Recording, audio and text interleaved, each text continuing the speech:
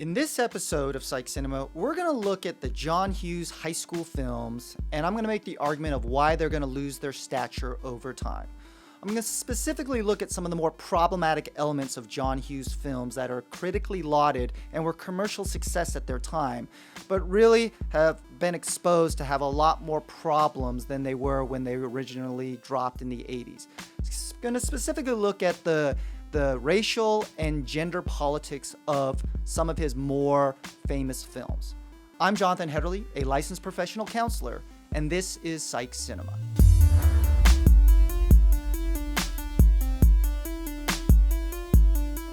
Psych Cinema is Shrink Tank's video series where I explore the psychological themes found in the films that I watch and love. Now, before we get started, do me a favor. If you haven't already, subscribe to our channel and click on our notification bell. That way, you won't miss out anytime we drop new content that explores the rich intersection of pop culture and psychology. Now, 2019 is celebrating the 35th anniversary of two of John Hughes' most famous films. In 1984 alone, 16 Candles and The Breakfast Club both came out and really blew up in our culture and made John Hughes an overnight sensation. And in the course of 3 years, the films that he either wrote and or directed was 16 Candles, Breakfast Club, Pretty in Pink, Ferris Bueller's Day Off, Some Kind of Wonderful, Weird Science. The man was just on a roll. And when you think about 80s films that deal with teen angst and what it's like to be a teenager, people first and foremost think of John Hughes. Now, despite their commercial and critical success, over the years there has been more conversation around how problematic those films may be. And I would argue they are going to continue to lose their stature over time because of some of the problems I'm about to highlight for you. Now, again, if you've watched my video on the white savior trope, when we explore some other problematic aspects of films, it doesn't necessarily mean that these good films or great films are automatically bad and that you can't love them. I tend to really advocate more of, let's just be honest and acknowledge some of the problems films have without having such a rigid black and white thinking of dismissing problems and say these movies are great, or going to the other extreme, saying that certain problems immediately discount a movie being having any merit or it being problematic to still love them. And I think John Hughes films deserve some critical analysis. So let's look at kind of 4 primary problems that I have with these films and why I think they're going to continue to lose their stature. Number 1, it would just be representation. Now, John Hughes really he kind of staged his films where what he knew and where he was from, which was from an affluent part of Chicago. And so all of his films are primarily populated by affluent white protagonists. And that really is going to hurt it over time when in our culture it's becoming more and more diverse, not just with gender and race, but sexual orientation and socioeconomic. So for a film to be representative of the high school experience to be primarily rich white kids, it's really going to damage its perspective over time.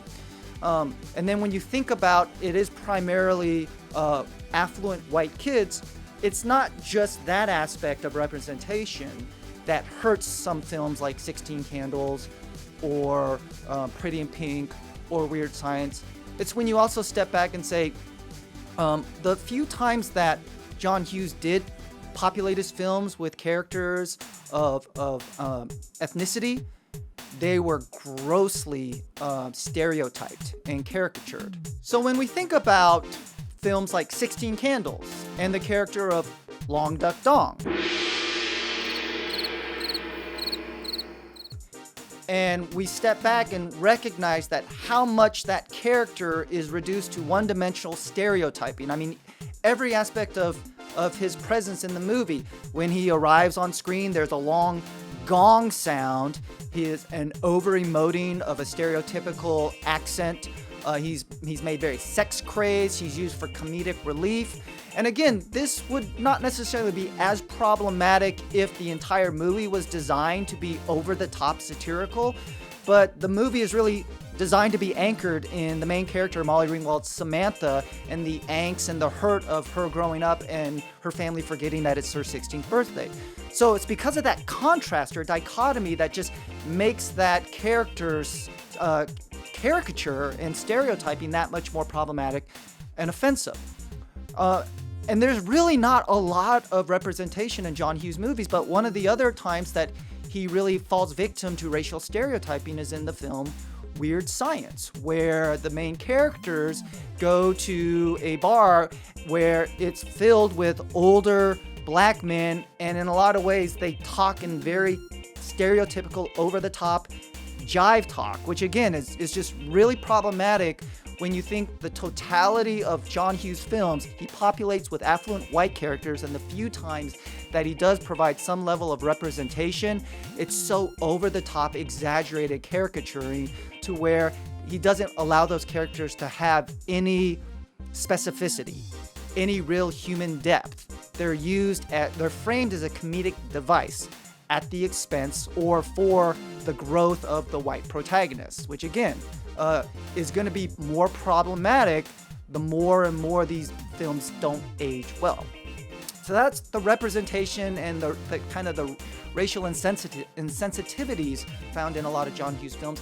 But now let's talk about what I consider to be its biggest problem, which really has to do with the gender politics and sexual politics found in John Hughes films. So when we think about the gender politics of fetishizing and objectifying women, he was lauded at the time, John Hughes, for making two films, 16 Candles and Pretty in Pink with Molly Ringwald, and placing a female as the protagonist in these successful films, and to try to provide the film-going audience the point of view of a teenage girl and what it's like to grow up.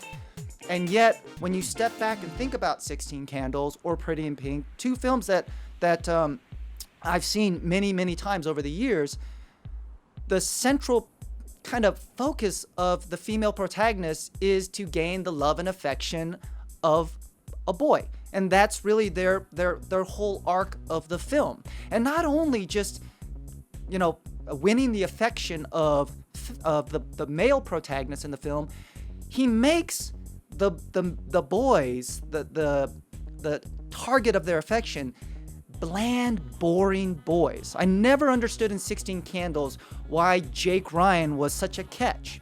Or when you think in Pretty in Pink that the Molly Ringwald character is so enamored with Blaine, played by Andrew McCarthy. So he gives these females the protagonist role, and yet their whole story arc revolves around winning the affection of bland, boring boys. And so in some ways that continues to reduce or marginalize the female experience of high school. And yes, there's nothing inherently wrong, or it is common for people at that age to desire connection and love and to be in relationship. But again, to have this opportunity for a female protagonist, and that is the sole purpose of the film, kind of is very narrowing and reducing to them. The other thing is another one in terms of the objectifying or fetishizing the gender politics. When you think about Breakfast Club, and in Breakfast Club, there's two characters played by Emilio Estevez and Ali Sheedy. Ali Sheedy's character's name is Allison, and Emilio Estevez, I believe his name is Andrew. And they're kind of come from two different worlds. She's kind of sort of this slacker, kind of ugly duckling, and he's sort of the wrestling prototypical jock. And at the end of the film, they're together, but it's only by cleaning up the Ali Sheedy character. And so in order for him to find her worthy of affection or attraction is that they clean up all the grime, they put on makeup, they change her hair, they change her clothing style. And again, it kind of sends this message of the girl is only worthy if she's appealing or attractive to the other person. And in a lot of ways, you think about the Andrew character played by Emilio Estevez, he doesn't really go through any type of substantial change or an arc of his own. It's only by Allison changing that she's deemed kind of worthy to be with Andrew or can find love. And again, one of these things in and of themselves may not be particularly problematic, but we're sort of seeing this theme that over time, collectively, this is going to make John Hughes movies more problematic. And then finally, let's talk about the sexual politics and the casual attitude towards sexual assault and rape. That is the biggest problem that I have with John Hughes films. When you look at 16 Candles, in 16 Candles, Jake Ryan's ex-girlfriend is inebriated, and he basically passes her off to the Anthony Michael Hall character, and it is insinuated that they have non-consensual sex because she's either so inebriated she can't consent, she doesn't know what she's doing, or she may have been totally passed out, and she wakes up, and it's implied that they've had sex, and she just basically goes with it or accepts it. And we're supposed to look at the Anthony Michael Hall character as one of the protagonists, one of the people we're rooting for or cheering for in this film. And yet, here he is basically having non-consensual sex, basically raping somebody that's passed out because they're overly intoxicated. And again, I mean, how are we supposed to think of that in any way, shape, or form but problematic? And it's not used for comedic sense. Even if it was, would that make it more acceptable or appropriate? When we think about even 16 Candles, the whole arc for most of the boys is about obtaining Samantha's panties, and it's traded off. And again, this over objectifying and sexualizing a girl, and that's really their primary arc or role for boys. In The Breakfast Club, the Judd Nelson character, Bender, basically when he's hiding from the principal, he places his face and his head in between Claire's legs. And this is used for comedic effect, supposedly. And then at the end of the film, what happens? The two of them are together. Again, this over-sexualizing, its permissible attitude towards boys, crossing lines, and girls not only don't find it particularly offensive or problematic, in the end, they end up with these people as well. And then Weird Science, a film that I think is a lesser quality of a John Hughes film. What do the boys do? Teenage boys, they create basically a woman who's designed to like bring them to their full sexual, expression. The first thing that she does with them is she showers with them. And her whole purpose is really to help these boys come to reach their full potential. And that includes their sexual activity and expression. And again, altogether, these just seem like very, not only antiquated, but misogynistic, sexist, very casual, objectifying. And the question becomes, well, then why wasn't this called out when these films first came out? Why is it now? Are we just in an era of social justice warriors, or in the time of Me Too that these films are now deemed problematic? Like, why was it so casual back then? Well, I think some things like just we as a society growing and maturing has something to do with it. I do believe movements like Me Too has helped spotlight things that we've been so casual or dismissive in the past, that has perpetuated or accommodated some of these problematic aspects in our culture, including film. But I think it also comes back to representation. When you think about when these films came out in the 80s, it is most likely that the majority of film critics were white men. And so now, as we're pushing for more representation in all aspects of our culture and society, and in all aspects of film, including writing, directing, starring, it's also with film criticism. And we're getting more women and people of color and people of different sexual orientation and identification now writing film criticism. And so it's not necessarily that people didn't find these problematic when they first came out. It's the people that didn't have a platform and a voice to really advocate for some of these problems. And now they do, and we have the ability to have a conversation that maybe should have been happening 30 plus years ago. Now again, am I saying it's bad or wrong for you to like The Breakfast Club or 16 Candles? No, but again, let's use some of this information to be able to critically analyze these films. And I think over time, these films are going to not age well, and they're going to kind of be looked at as the pinnacle of teenage experience in the same way as like Frankie Avalon and Annette Funicello films are in the 50s. Nobody thinks of those as like representative of the high school experience. Why? Because it's of a specific period of time. And yeah, you could casually say, well, the 80s was a really bad time in a lot of ways when you think about certain casual aspects of movies, whether it be like Porky's or Fast Time at Richmond High. And I would agree, there's a lot of problematic tropes in the 80s itself, but it doesn't mean that all the films about high school in the 80s were bad. I think Say Anything is a very tender and honest portrayal of what it's like to be a high schooler. I think a cult underground film like Pump Up the Volume with Christian Slater actually kind of foreshadowed how our culture shifted into performance-driven academics at the expense of teens and finding their identity and living stress-free in that period of time.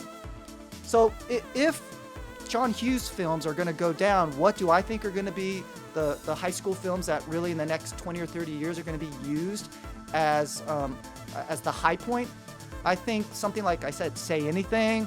I think Clueless in the 90s, which again, they may be affluent, but there's representation of minorities and sexual orientation.